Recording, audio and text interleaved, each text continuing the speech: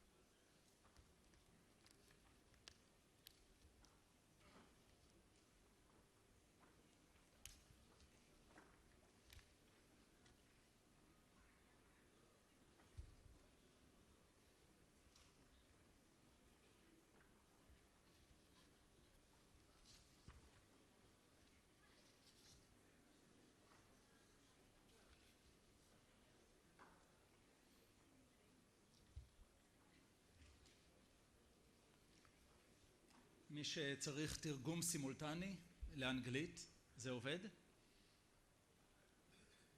Is it working, I asked? Is the simultaneous interpretation working if you need it? אז עדיין אפשר לקבל So you can still get your headsets for the simultaneous interpretation. The seat in the ceremony will be held in Hebrew. ממש עוד 5 דקות אנחנו In מתחילים. a matter of 5 minutes, we're going to begin.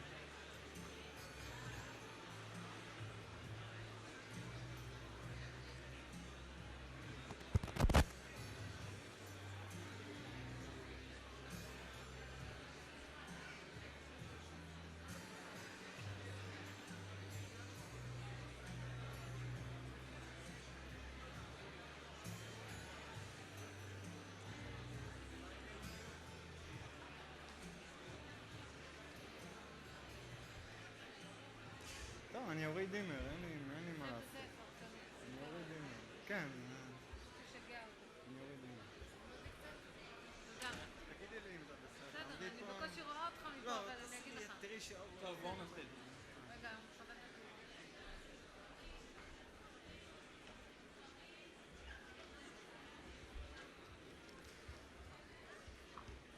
אורחים יקרים, נא לשבת, אנחנו עומדים Distinguished להתחיל. guests, please take your seats. We would like to begin. הכל מצוין.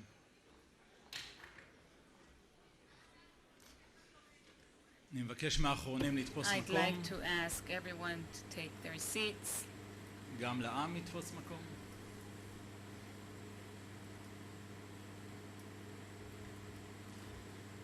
גבירותיי ורבותיי, אורחים נכבדים, Ladies and אני מתכבד gentlemen, לפתוח את distinguished guests, I'm הערב honored to החגיגי open this והמיוחד festive של and אוניברסיטת special evening בר-אילן, of the Bar-Ilan אשר מארחת University, במעמד which is נשיא hosting האוניברסיטה at the דניאל presence of הרשקוביץ the President את of the ראש הממשלה University, Professor לרגל Daniel מושב Hershkovitz, הפתיחה the של Prime הכנס. Minister, in honor of the opening 2020, session of the חזון conference. 2020 2020 Vision, Israel's perils and prospects of the Bessa Center. והשנה אנחנו In this באווירה year, החגיגית we have an especially festive atmosphere. The Begin-Sadat Center for Strategic Centers, BESA, is celebrating 20 years of strategic vision. The Prime Minister will soon be joining us, and in the next few minutes, we wish to praise the contribution of those that thanks to whom this center was established and reached such high stature, both academically and in the public consciousness. The BESA Center was founded in 1993 by Dr. Thomas Hecht, one of the leaders of the Israeli community, the Jewish community in Canada. The center was established as a research institute that is associated with the political science department in the Bar-Ilan University.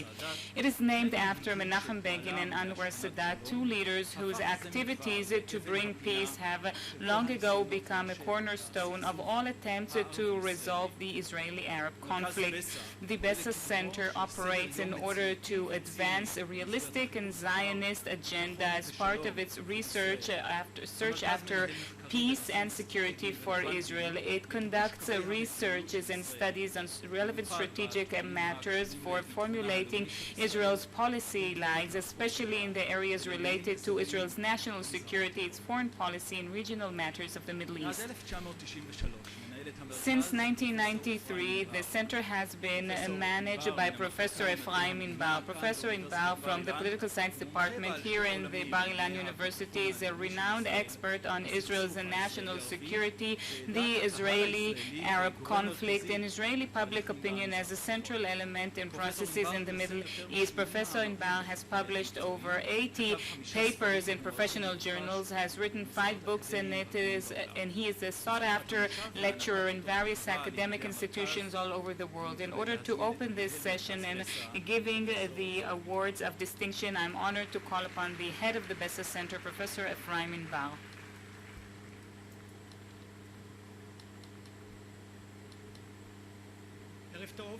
Good evening, the President of the University, Rabbi Professor Daniel Hershkovitz, the outgoing President, Professor Moshe Kaveh, the Rector of the University, Professor Chaim Teitelbaum, the management of the University, the Friends of the University, the Friends of the Begin-Sadat Center, the Fellows of the Center, distinguished guests. Today is October 6th, a date that is etched in our national memory, because that is the date when the 73 war broke out. And one of the lessons from this war was the need to expand the circle of those who are involved in the discourse on national security in Israel. As part of this process, the Center for Strategic Studies in the Bar-Ilan University was founded as well.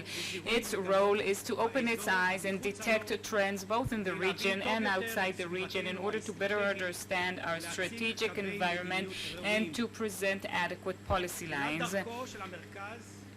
Early on, the center started in a small room staffed by a very small team. Ever since, the center has grown and expanded, and today its staff of researchers is big and diverse. And 3 years ago, we even received a very nice place of residence. The Begin-Sadat Center for Strategic Centers, or in its acronym BESA, has published over 250 studies since its establishment that are policy-oriented, 20 books both in Hebrew and in English.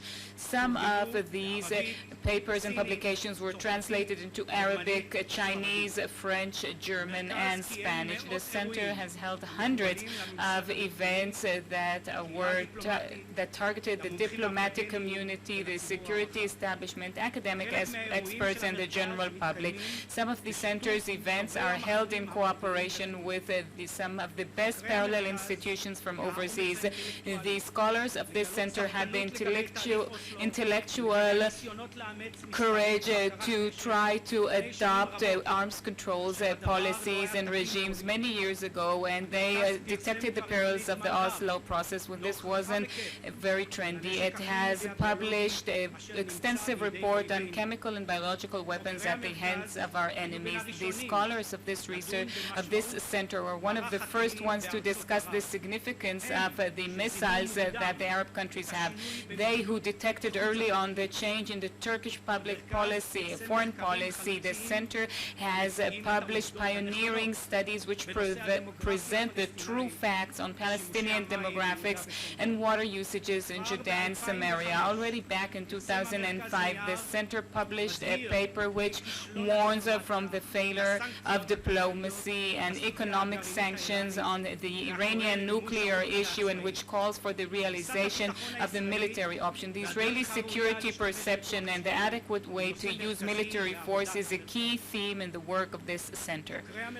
The scholars, the researchers of this center at the forefront of the struggle against the attempts to delegitimize Israel all over the world. The researchers of this center have spoken in conferences on strategic matters in over 30 countries worldwide and have been quoted by the global media thousands of times. Over 150 top quality papers such as the Washington Post, the New York Times, the Times of London, Le Monde, Frankfurter Allgemeine Zeitung, and some of the publications of the center were at the center of discussion at the desk of governmental institutions in Israel and in the security cabinet. The researchers from this center are called for consultation for deciding on adequate policy, and security ministries, defense ministries, and foreign affairs ministries, and strategic studies institutions and the leading universities have all subscribed to the series of the center's publications. In my opinion, the Begin-Sadat Center has managed in the past 20 years to contribute significantly to the strategic discourse in Israel and to become a very well-known brand all over the world. I would like to thank all my fellows in the center for that, as well as the devoted administrative staff. Of course, there is no Torah without flower. Today we shall mention the ongoing generosity of Dr. Tommy Hecht, Muzi Hecht, and Saul Kashitsky, who are full partners to the success of this center.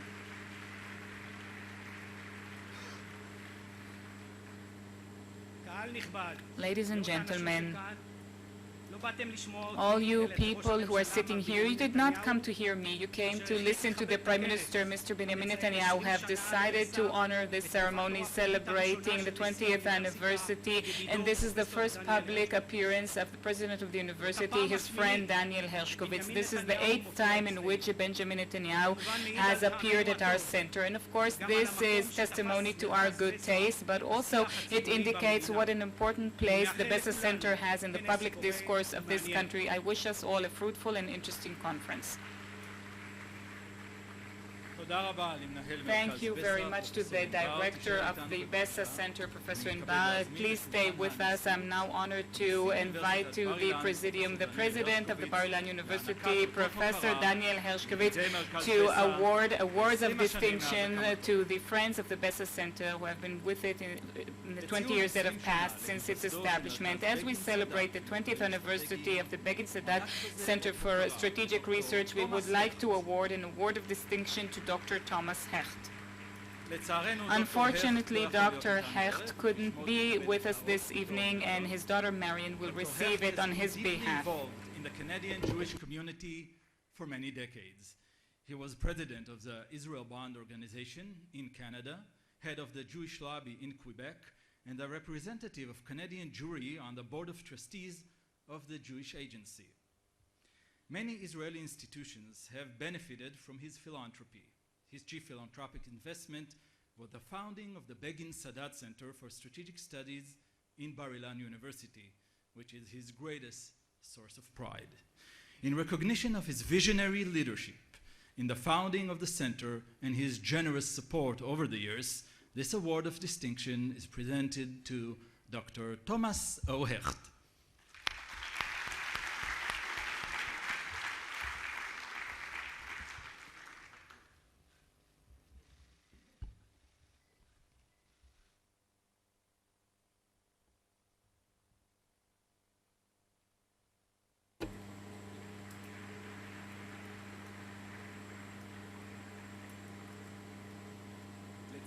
To celebrate the 20th anniversary of the establishment of the Begin-Sadat Center for Strategic Studies, we hereby present an award of distinction to Mr. Muzi Wertheim.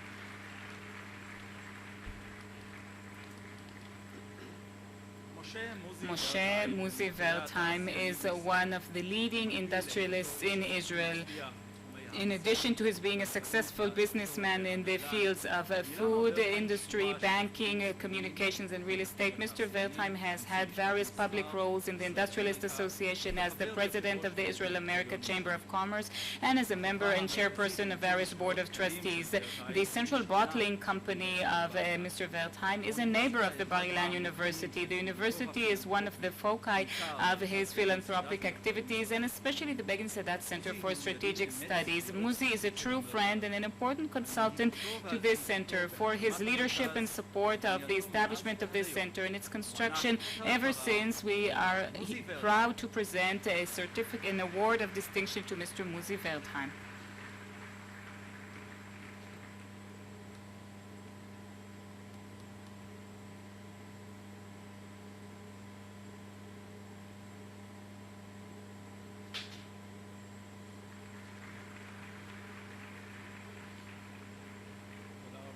Thank you.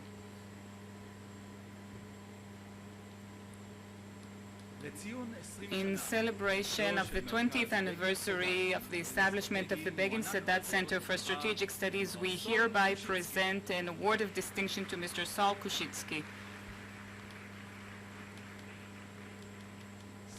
Saul Kushitsky is a successful industrialist and a generous philanthrope who is investing of his time and money to the Jewish people. In Toronto, Canada, he is the pillar and the main contributor and donor to the various educational needs of the Jewish community. The Kushitsky family is highly involved in philanthropic activities in Israel. Many institutions and organizations of religious Zionism. Saul is one of the oldest and prominent supporters of the Bar-Ilan University, which represents the university represents his worldview of combining spiritual work with material work in Israel. He is one of the main donors of the Begin-Sadat Center for Strategic Studies and always reads carefully all the center's publications and also enriches the discussion surrounding these topics. For his visionary leadership, sincere friendship, and generous support, we hereby present an award of distinction to Mr. Saul Kushitsky.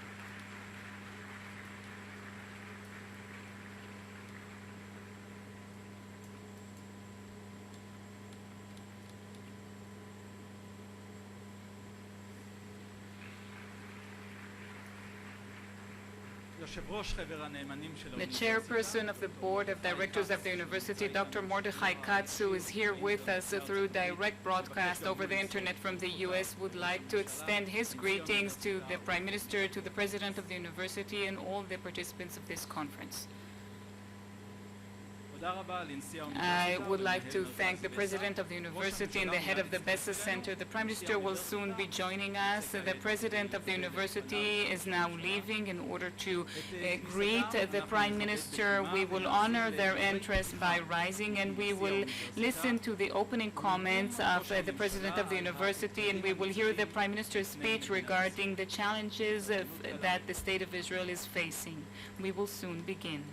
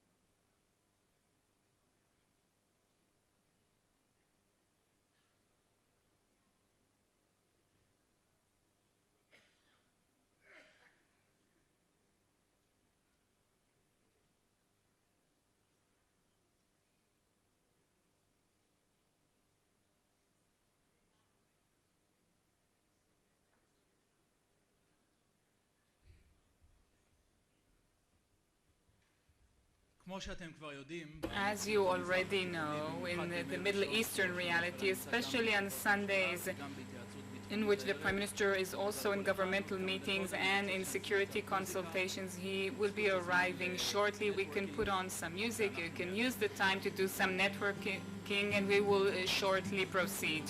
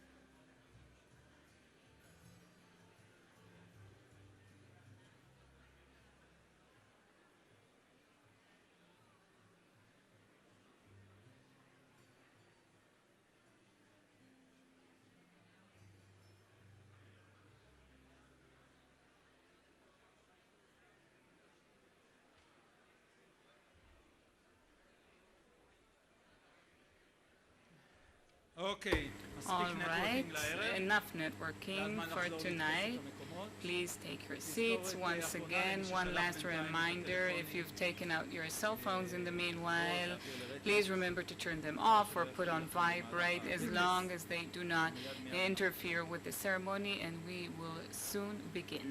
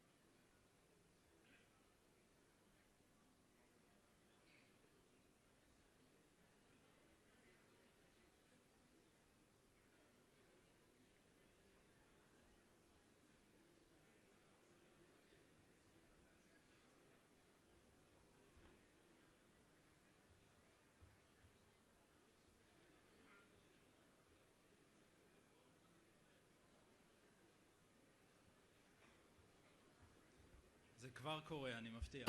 It is soon gonna happen, I do promise.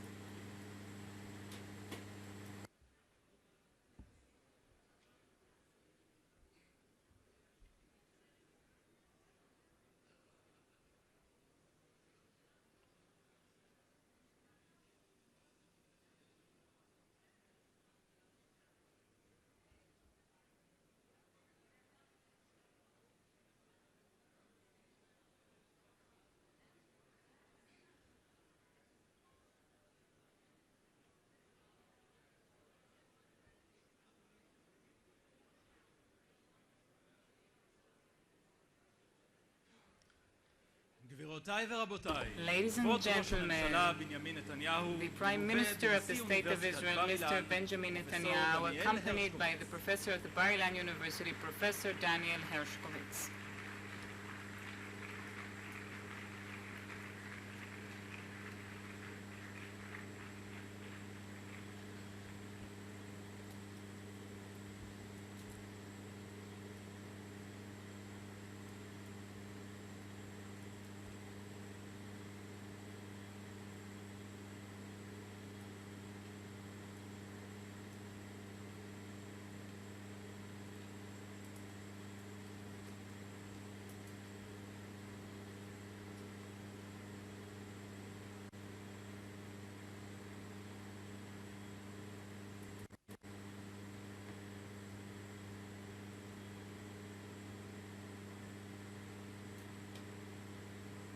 נא לשבת. Please be seated.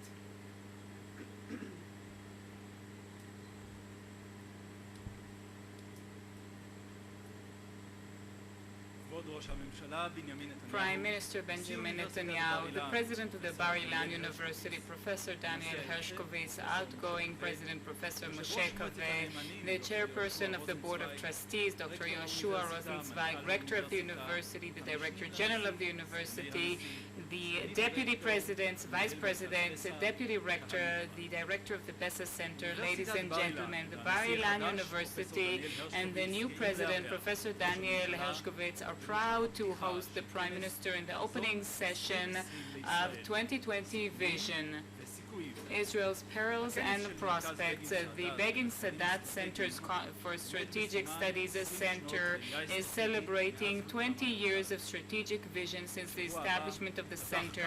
Next week, the academic year will begin in Israel's largest university, from a small, humble, unique academic institution which was mostly made up of humanities, in which 70 students studied in 4 departments. The Bar-Ilan University has become Israel's largest academic institution, a center for intellectual and scientific excellence, and a warm home for over 20,000 students studying in the campus and the regional colleges. The impressive achievements of the Interdisciplinary Center for Brain Research, the establishment of the Institute for Nanotechnology and Advanced Materials, and the establishment of the Faculty of Engineering reached a culmination, a peak of scientific development with the establishment of the Faculty for Medicine in the Galilee, faculty that has dimensions of both excellence and Zionism together. And we are now celebrating the beginning of the term of the new President of the University, Rabbi Professor Daniel Hershkovitz. He was the Minister of Science and Technology, a community rabbi, and a public figure. He has various public positions in the academic world and in public positions. In his activities and personality, Professor Rabbi Hershkovitz combines together scientific activities, Jewish philosophy, and social involvement, and thus embodies the basic values of the Bar-Ilan University. For his first speech as President of the University, I'm proud to invite Professor Daniel Hershkovitz.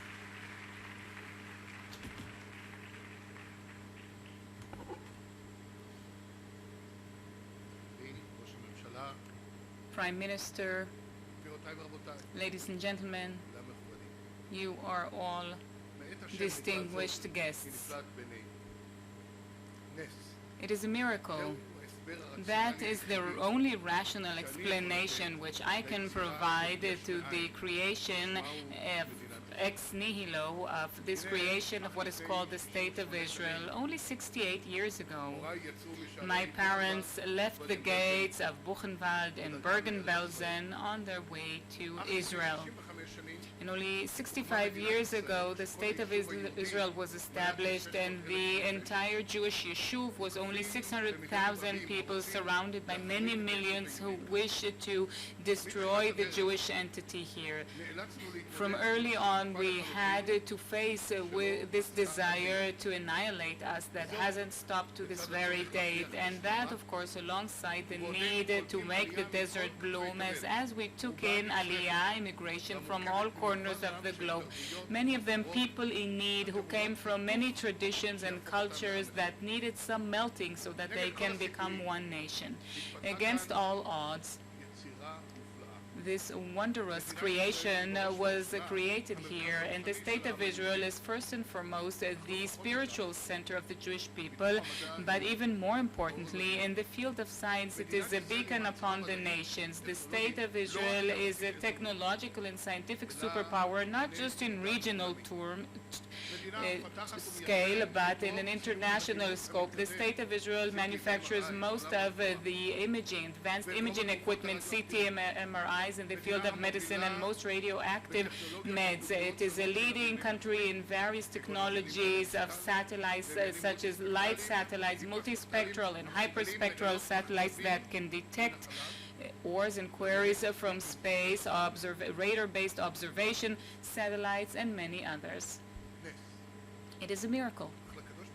But God has partners to this miracle, partners to the creation of both the spiritual and emotional resilience and other capabilities. Our national poet refers us to the source of the spiritual resilience. If you seek to know what is the fountain from which your oppressed brethren have drank, if you wish to know what your forefathers escaped from, to which bastion they escaped, you should go to the old Bet Midrash.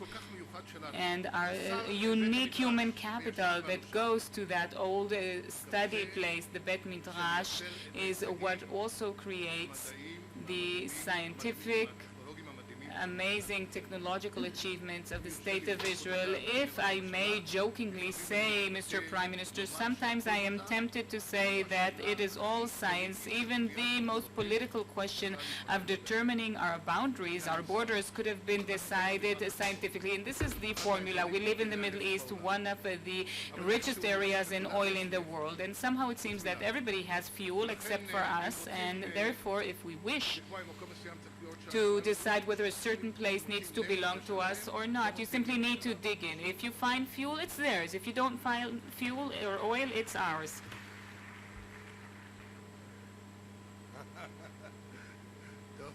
Well then, since the Prime Minister is warning me, I will speak in a more serious note. The scientific and technological achievements of Israel are affecting its status amongst the nations as the most sought-after partner in many projects. The language of science, which we speak so well, bridges gaps between nations, cultures, languages, and quite often it even bridges over political hostilities and disagreements. Israeli technology manages to cover over and compensate for territorial and numerical inferiority and the scarcity of our natural resources. And all this wonderful quality is all created in the academe. Some people call the universities the academic ivory towers, as if they are detached from reality, but you cannot find an expression that errs to truth, that sins to earth more than when you talk about the Israeli academy, because academic excellence does not contradict involvement in the society and being kind to it. On the contrary, the academic world has a critical role in the society, in economics, in security, and in Israel's foreign relations. I see tremendous importance and symbolism in the fact that the first event which I attend as the president of the Bar-Ilan University is this conference organized by the Bessa Center of the Bar-Ilan University, which is celebrating 20 20 years of activity in which it has contributed in its studies and papers to the shaping of Israel's national security policy. The Bar-Ilan University has contributed to the advancement of the State of Israel as part of the academe in all areas, in areas of economics and security. All the technology is, of course, a derivative of the basic science which is being researched in university. Bar-Ilan has also contributed its share in many innovations, for example, the development of an engine to an electric car which operates on water and aluminum that you just recently presented to President Obama, sir, and also various capacities that help medication travel through a patient's body. And its contribution into Zionism is manifest in bringing back Israeli scientists to centers of excellence. And Bar-Ilan is making its contribution here as well. Contribution to societies in the creation of a bridge to societies disconnected from the academic and economic activities such as the ultra-Orthodox community. And the Bar-Ilan was pioneering in this field quite naturally due to its special affiliation to the values of Judaism. A contribution to society is also measured through bridging the gaps in this society and fostering the periphery and giving an equal opportunity to acquire education. And here as well it contributes its share, Bar-Ilan, through the regional colleges that it sponsors in the north and the south, and also within the medicine faculty in the Galilee. 2 years since the opening of this faculty, it has influenced the level of medical services in hospitals in the north of Israel, and we are proud of that, just as we are proud of the high achievements of the faculty students in their exams. And on top of all that, the university is not a source of light only to this country. In my dream, and it is my vision as well, I see Bar-Ilan, the university that its mere definition is so closely connected to Judaism. I see it as the university of the Jewish people all over the world, and it is also an international beacon of ethics and science. Bar-Ilan's involvement in the life of this nation is also manifest in this event taking place here, the address of Prime Minister Netanyahu, his choice of this academic platform to use in order to speak out his important words for the second time, and actually it is the 8th time, like we were told by Professor Inbal, also expresses the academy's involvement in the life of this nation, and this time through a political act. And I would like to welcome the Prime Minister, Mr. Binyamin Netanyahu,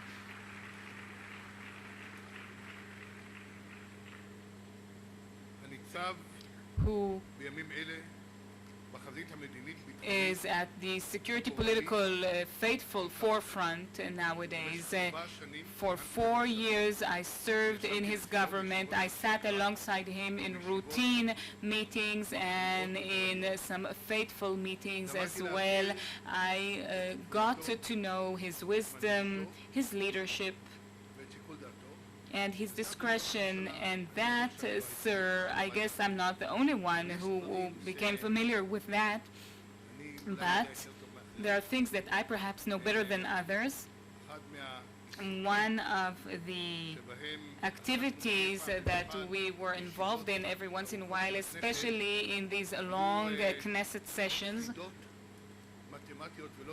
were mathematical and logic riddles that the Prime Minister had always asked me to challenge him with. Sir, I truly doubt whether there are many prime ministers who can do what you did here. And if you manage to answer these riddles, then we are quite certain, and we wish you to continue to navigate this country, this nation, in the waters that are so turbulent around us. I'd like to thank you, Mr. Prime Minister. I'd like to thank all of you, and this is a good opportunity to thank my predecessor, Professor Moshe Kaveh.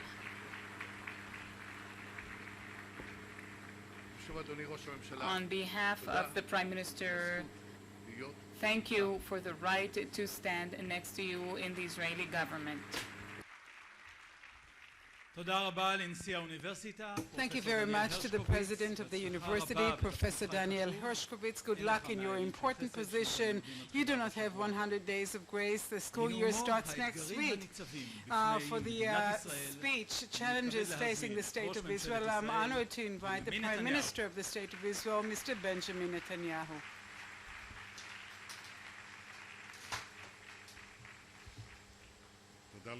Thank you very much. But do not give a title to my speech. I'm going to give you one challenge. But before I do that, I would like to thank the President of the Bar-Ilan University, the incoming President, my dear friend, Danny Hershkovitz. He is truly a Renaissance man. Danny was a Minister of Science and Technology of great stature in my previous government, and today, following a decision that you made, an outstanding decision of yours, he has become the president of this important university. And Danny, I'm sure that you well contend with the riddle of how to balance budgets in addition to so many other issues that you will have to tackle and resolve. So I greet Professor Kaveh and the management of the Bar-Ilan University, the board of the university, and my friend, Professor Moshe Ernst, former Minister of Defense of the State of Israel. And I would like to also greet the recipients of the awards of distinction, my friend Tommy Hecht, Uzi Wertheim, and Sol Kushitsky. They all deserve all the respect and honor that you shower upon them. I recently read a book, a 100-page book, written by a historian, a wonderful American historian who passed away nearly 50 years ago. And his name is Will Durant, and he wrote 11 books. He wrote many books, but 11 volumes about the history of civilization. And toward the end of his life, he wrote one book, a 100-page book, The Lessons of History. You should read it. Highly recommended. Every line there, every word there is etched in the stone of truth. And I'm going to give you the bad news and the good news. The bad news is when you finish reading this book, you understand that in history, the large numbers, they are the decisive ones. They are the important ones. But here is the good news. On page 17, if I'm not mistaken, he mentions that perhaps there are exceptions to this rule, that it is through the formulation of a cultural force we can overcome those chances, and he gives the young State of Israel, this is how he calls it. He uses the young State of Israel as an example to this rule, and I think that we have proven, as you said, Danny, in 65 years of existence, that we ostensibly are indeed the exception to the rule, but we have to continue and be that exception by maintaining and upholding our spiritual foundations. 2 weeks ago, they found a medal, a gold medal near the Wailing Wall. It is dated, I believe, in the beginning of the 7th century, and that pendant has a menorah, which is our national emblem, on the one side, a Torah scroll, and on the other, a shofar. Well, there you go. All the Torah on one pendant. And that is obviously after 2,000 years of Jewish existence in the land of Israel. And this existence continues almost 4,000 years now. It turns out that there's something special in being this exception that we are, in this very special combination between the past heritage and the grasp of the future in all our power and talent, and even our genius, I would say, all that we can find in our people. There's no doubt that this university is a part of that national endeavor, an international endeavor, to maintain our heritage and to combine it with the future. Well, I do thank you for the invitation to speak to you 20 years after the foundation of the Begin-Sadat Center. So many things have taken place during these years. On the political realm, we have signed a peace agreement with Jordan, and throughout that period, 20 years exactly, we are in constant negotiations with the Palestinians. We're trying to achieve, to reach a peace agreement, and despite the various, transformations of time during those 2 decades, we managed to maintain the peace agreement with Egypt. It's not a piece of cake. But undoubtedly, the most significant developments in the Middle East throughout these 2 decades are the ones that took place in the last few years, which overshadow all the others with respect to the entire region. And I'll mention too the historic upheaval that takes place in the Arab world and is now in its midst. Is very far from ending, if there is anything such as ending in history, and obviously the efforts, the ongoing efforts of Iran to develop nuclear weapons. The goal of Iran is to take over and dominate the entire Middle East, and even to go beyond the Middle East, and to annihilate the state of Israel. This is no speculation, this is the goal. Israel and the US see eye to eye the need to prevent Iran from arming itself with nuclear weapons. Now, the president of Iran spoke in the United Nations a few days ago, and he said that Iran is interested in the nuclear power only for civilian purposes. This is what he said. I do not believe him. However, those who do want to examine his words should ask themselves, the Iranian regime, a very simple question. If you only want nuclear energy for peaceful purposes, why do you insist on centrifuges to enrich uranium and all those plutonium reactors? Because these are not required at all for the production of nuclear energy for peaceful purposes. There's no need in that. However, these are the components, the most essential components for the production of diffusible material for nuclear weapons. You do not need them at all for useful purposes. 17 countries of the leaders in the world, Canada, Mexico, and others. Spain, for example, Switzerland, Sweden, Indonesia with 250,000 human beings, and many others produce this nuclear energy without centrifuges, without plutonium reactors. Only those who want to prepare the fissionable materials for nuclear bombs insist on those components. Not just insists, but is willing to bring a lot of suffering to his people, because that entails with a clash concerning the sanctions and the dictates of the Security Council. Why are they doing that? Perhaps because they're lacking energy? They do have all that energy in gas and oil, and I do mention natural gas because that's immediately available for the management of industry and having everything run on it. They have so many resources that they can provide for the needs of large parts of the universe for many, many years to come, definitely of their own country. Well, the position that should be taken by the international community vis-à-vis Iran is the following. We are willing to reach a diplomatic solution indeed, but only such a solution that would break down the ability or remove those capabilities from Iran of developing nuclear weapons. That means no centrifuges and no uranium enrichment, no plutonium reactors. And as long as Iran has not disarmed itself of those centrifuges and those plutonium reactors, we should not let go at all from those sanctions. Quite the contrary, we should add to them.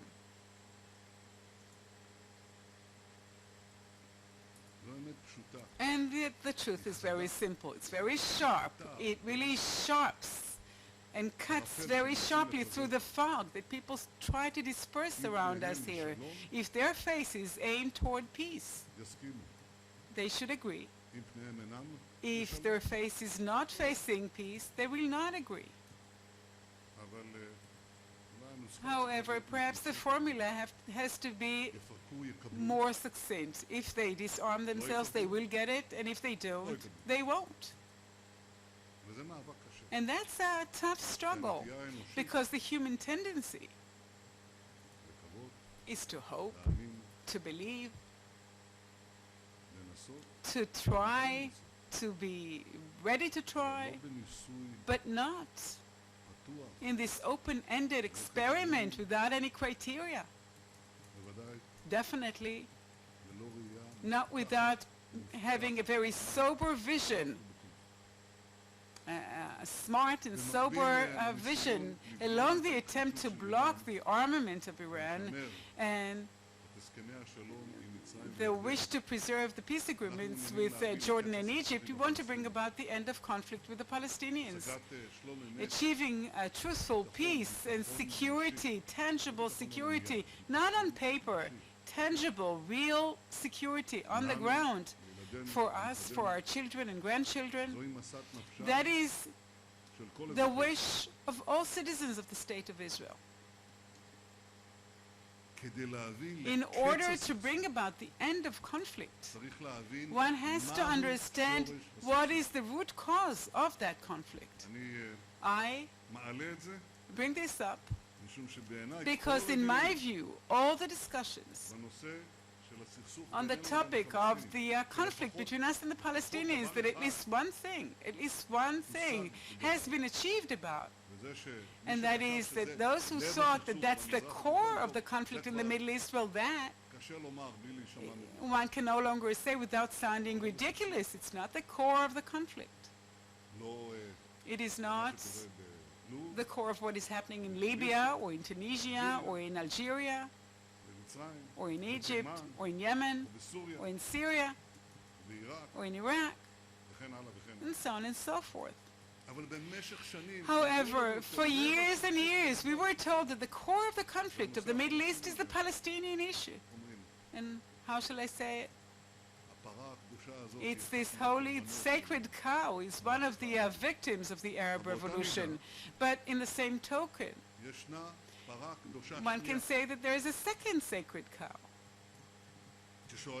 When you ask many, what is that root cause of that conflict? Because if you want to provide a solution, if you want to provide some remedy to a particular problem, what you need to do is, first of all, to have the right diagnosis of that malady. Well, when one asks what's the root of that conflict, usually there's a ready-made answer. The occupation, the territories, the settlements, it's one and the same. This takeover of Israel over those territories, quote-unquote, the Judea and Samaria territories after the Six-Day War, those settlements, that is what perpetuates the conflict. That's what's generated the conflict to a large extent. And I'm asking, is that really so? The conflict, as far as I'm concerned, if I were to pick the date when that had practically started, then I would determine the following date, and that is in 1921, on the day on which Palestinian Arabs attacked the immigrants' house in Jaffa. In that attack, a number of Jews got killed, among them the author Yudchet Brenner. This attack was targeted against the Jewish immigration. My grandfather reached that house in Yafo 1 year earlier, and like him, many others did. This attack obviously was not leveled because of territories or because of settlements. It was merely against the immigration of Jews to the land of Israel. And then came additional attacks in 1929. Very cruelly, the ancient Jewish yeshuv in Hebron was massacred. He resided there for nearly 4,000 years, and then in 1936 and 1939, the pogroms, systemic attacks against the Jewish Yishuv in Israel. And then came the partition plan in 1947, and a proposal came up for for an Arab state. They didn't say a Palestinian state, they said an Arab state and a Jewish state. The Jews agreed. The Arabs refused. Because the topic was not then, and I'm telling you it isn't today either, the question of the Palestinian state. The question was and remains, regretfully, the Jewish state.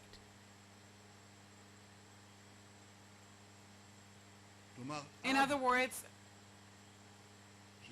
until 1967, and definitely then too, that, in a way, a strangling loop, as it were, came around us, aiming to actually put us out. This suffocating grip against our neck, around our neck. There was no occupation back then, unless Tel Aviv is considered an occupied area, and Jaffa too is occupied territory. There were no settlements back then. But during 46 years, from 1929 until 1967, it's nearly half a century, nearly.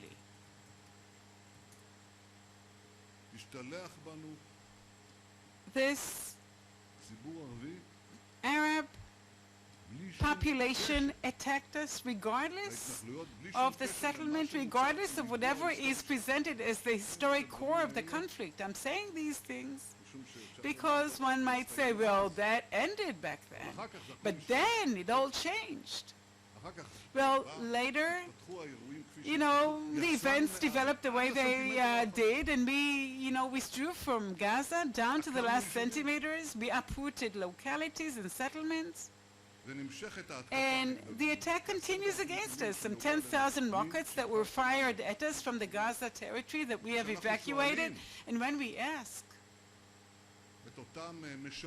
those launchers and the ones behind them, why are you firing at us?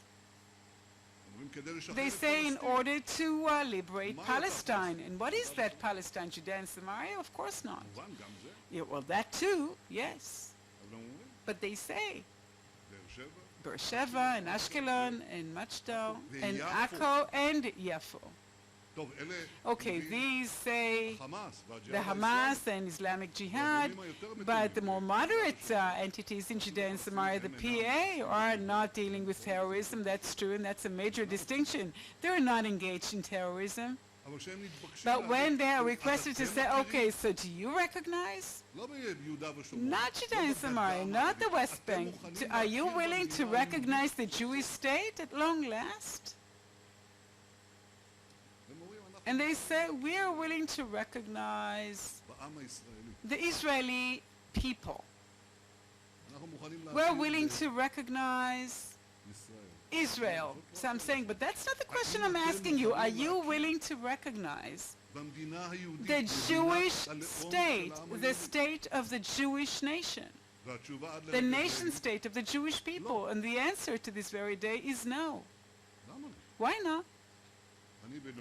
I, in my speech 4 years ago, said that the solution is a Palestinian state that is demilitarized, and that's very clear why, in view of our past experience, a real demilitarization that is ongoing with very specific security arrangements without multinational forces, but a Jewish state that would be recognized by you.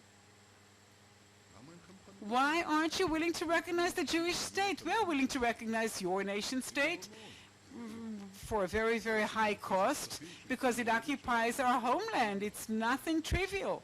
I'm saying this here too. It's very hard, of course. But you too will have to make a series of concessions. And the first concession is to forego the dream of the right of return. We cannot suffice with the fact that you will recognize the Israeli people or some binational state that you will flood with refugees later on. This is the nation state of the Jewish people. Jews, if they want, immigrate to Israel. Palestinian Arabs, if they want, they can go and live in your nation state, but you should recognize the Jewish state. And as long as they do not do that, no peace would be made. Only once they recognize our right to live here in a sovereign state of our own nation state, it is only then that peace will be made possible. And I'm emphasizing this here. It's a prerequisite. It's an essential condition. There are other conditions that are important for the termination of the negotiations, not for its existence, only its termination. But I'm mentioning this because the process, the political, the diplomatic process between us and the Palestinians involves a solution of very complex problems. However, it will be crowned as success only if it is based on foundations of truth, the truth of the present and the historic truth. Regretfully, truth is under an ongoing attack on the part of our enemies and rivals. They are attempting to undermine this ancient bond that we have, the bond between our people and the land of Israel, and also the very basic facts of the conflict between us and the Palestinians in the 20th century. For example, I heard a few days ago the representative of Iran stammering about the Nazi crimes. It's very hard for them to mention the word Holocaust. However, immediately he adds very decisively that statement that Zionists should not be given the opportunity to take advantage of the Nazi crimes, namely the Holocaust, in order to harm the Palestinians. The representatives of Iran repeat this well-known version, that the Holocaust took place regardless of the Palestinian issue. And then the leaders of Zionism came along and used the Holocaust, exploited it in order to drive away the Palestinians. So what are the actual facts? The leader of the Palestinian national movement in the first half of the 20th century was Mufti Haj Amin al-Husseini. Nobody questioned his leadership. He was the living spirit behind those attacks from 1921 in Yafo all the way to the Second World War, and all that is known. However, here are a few facts about the activity of the Mufti that are not as known. On the 28th of November 1941, the Mufti flew to Berlin and met with Hitler. He expressed to Hitler his willingness to cooperate with Germany in every possible way, and that is what he did, both in recruiting Muslim combatants to the SS in the Balkans and also in propaganda broadcasts for the Nazis. For example, a typical example for a propaganda broadcast of the Mufti from 1942.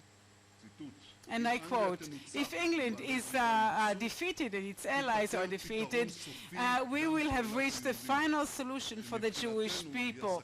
And to us, that is the worst problem." Between the years 1942 and 1944, he operated from his base in Berlin and tried to prevent the rescue of Jews from Hungary, from Germany, from Bulgaria, from Croatia, that despite their subjugation, in actual fact, to Hitler, they allowed Jews to flee to the land of Israel and other places.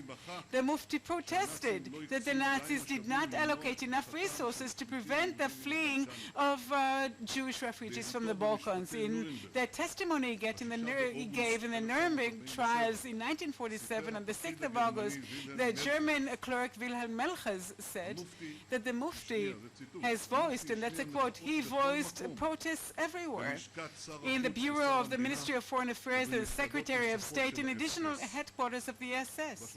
On the 13th of May 1943, for example, the Mufti submitted a letter to the Minister of Foreign Affairs Ribbentrop in which he protested against the understandings made by Germany that allowed for the deportation of 4,000 Jewish children from Bulgaria. He wanted to see them all, and that's a quote, he wanted to see them all annihilated.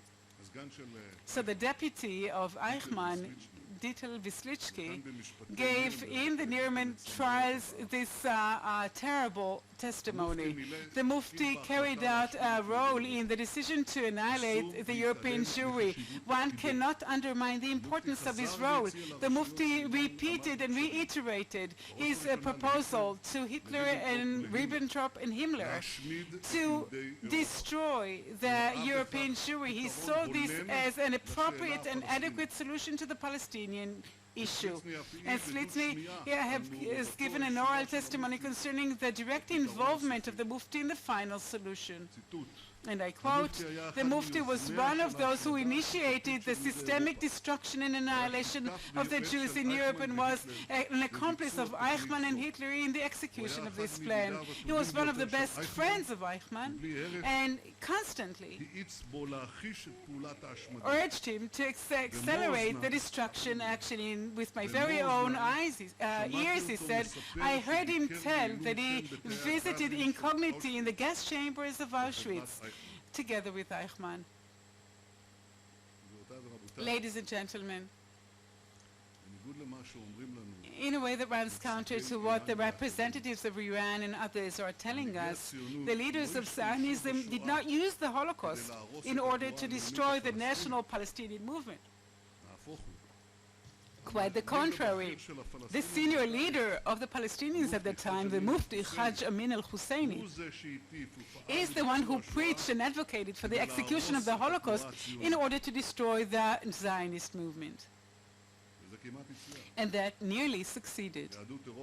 The European Jewry was indeed destroyed and annihilated entirely because of the efforts of the Mufti, but Zionism was not annihilated and the State of Israel was established. I mention this here because these roots, it is these roots, is this terrible weed that needs to be uprooted. The Mufti is still an admired figure in the national Palestinian movement. Just visit those websites. Visit the schools. Visit the textbooks. It is definitely their weed, the most terrible weed that needs to be uprooted, and that is the root of the conflict, and that is what perpetuates it. And the root of the conflict was and remains and still is what comes up for more than 19 years out. That's very deep opposition among these hardcore Palestinian people against the right of the Jewish people to have a state of their own in the land of Israel. So that the process that we're in, for it to be significant, for it to stand a real chance to succeed, it is necessary to to hear from the Palestinian leadership that they recognize the right of the Jewish people to have a state of their own, hence the State of Israel. I do hope that that will happen, so that we'll be able to progress toward a genuine solution of this resolution for this conflict. There are many, many other topics that we will definitely have to resolve during the negotiations. First and foremost, it is providing a sustainable solution for the security needs of the State of Israel in this unstable and perilous area that we live in. Because even if we achieve this recognition, after generations, one might say, of incitement that still carries out, we do not have security. We do not have confidence that this recognition would trickle down into the crevices and the hearts of the Palestinian people on all its strata. So what we need is very solid security arrangements so that we can protect peace or protect ourselves whenever that peace is undermined.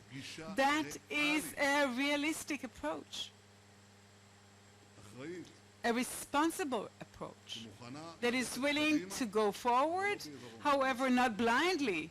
And that brings to mind something else too. And I think that a prerequisite for the arrival of genuine solution has been and still is clear as clear blue sky, and that's the removal of the refusal to recognize the right of the Jewish people for a state of their own in the land of their founding fathers, and has the most important key for the resolution of this conflict, and that is the recognition of this right. I do believe in the strength of the Jewish people as well as that of the State of Israel. What we have managed to accomplish here in 65 years is indeed a miracle. We are marking the 40th anniversary of the Yom Kippur War. The population of the State of Israel has grown in these 40 years by 2.5. The GNP has grown 25 times more. It's as if you took 25 economies of the State of Israel and if you've placed them one next to the other. The achievements in every field and every sphere, in absorption, in immigration, technology and science, in freeing the economy, in opening and developing the Negev and the Galilee, the cyber city that we're establishing in Beersheba, in the biotechnology city that is going to be established in Safed, or is actually happening before our eyes. These are major achievements. We did not wait for our neighbors to develop our country. We simply carry on developing it, and there's a link between them. The greater our strength is, the stronger and more secure our country and our economy, the stronger our society is, the stronger we are, the better the chances that this transformation would take place also among our neighbors. We should never give it up. It's necessary for the securing of our future and our peace. Thank you very much to all of you.